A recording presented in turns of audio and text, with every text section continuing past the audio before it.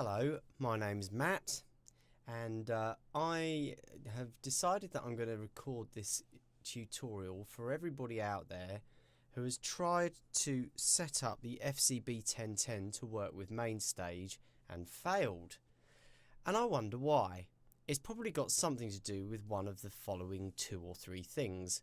Number 1, you haven't got your FCB1010 talking to mainstage properly because you've probably not got your control change messages set up. Number 2, because you haven't got a clue how to actually set up a layout inside mainstage and get it to talk to the sounds inside mainstage. Or number 3, because you probably couldn't be bothered once you actually got the bit of kit in the first place after trying to actually work out how the heck to set it up and program it in the right at the beginning, because it's such a complete nightmare to do. You have to switch the power on at the back, and then you have to hold buttons down and all the rest of the garbage that goes with that. So anyway, apart from the fact that the FCB1010 on the surface of it seems like a pretty good controller, but when you actually try and program it, you realise it is actually just a cheapo Behringer. If you are sad enough, like me, to keep it, well then maybe you think, well, you might as well get some use out of it. So hopefully you'll find this video actually useful.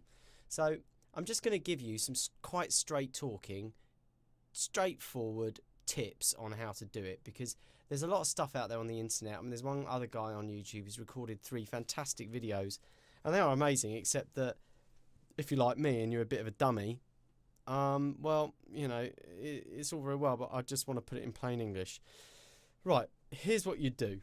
First thing is you plug your FCB1010 in and you hook it up with MIDI cables in and out of your interface, and you need to make sure that you've got a green light at the bottom of your MIDI editing software. Now, for heaven's sake, just go out and buy IFCB1010 or IFCB or whatever it's called, because it costs you about $14. The guy gives you a serial number, and actually it will save you a heck of a lot of time, and it's a lot better than sitting there trying to switch buttons on and off on the FCB1010. So here it is. This is the IFCB MIDI editing software, and you can see that it's talking to my 1010 here because I've got a green light on. That means it's on.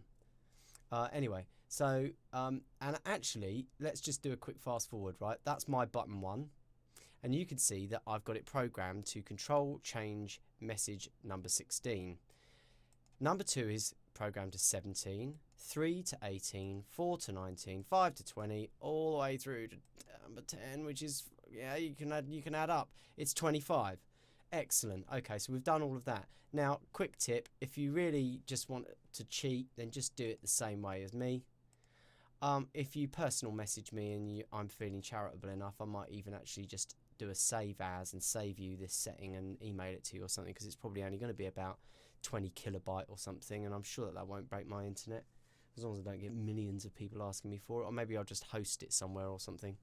But anyway, you can hit send and receive, and you'll get a message box come up that will tell you what to do once you've loaded up your profile or you've changed all of these individual settings.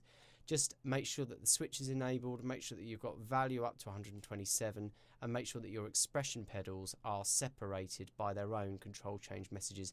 27, 28 are the ones that I've chosen, and it should all be working.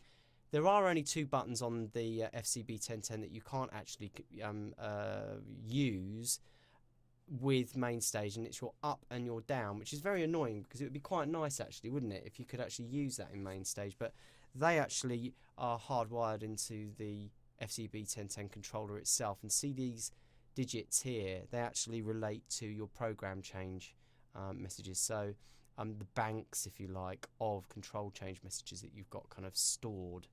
So if you switch that from 0 to 1, all of a sudden you'll find that all of your pedals don't work with mainstage anymore, because you will have set your mainstage up to talk to these particular control change parameters, and as soon as you hit that button, it takes you into a separate bank. Unless, of course, you decide to set mainstage up to listen to more than one bank, but we're not going to be covering that in this tutorial, because obviously this tutorial is for dummies like me.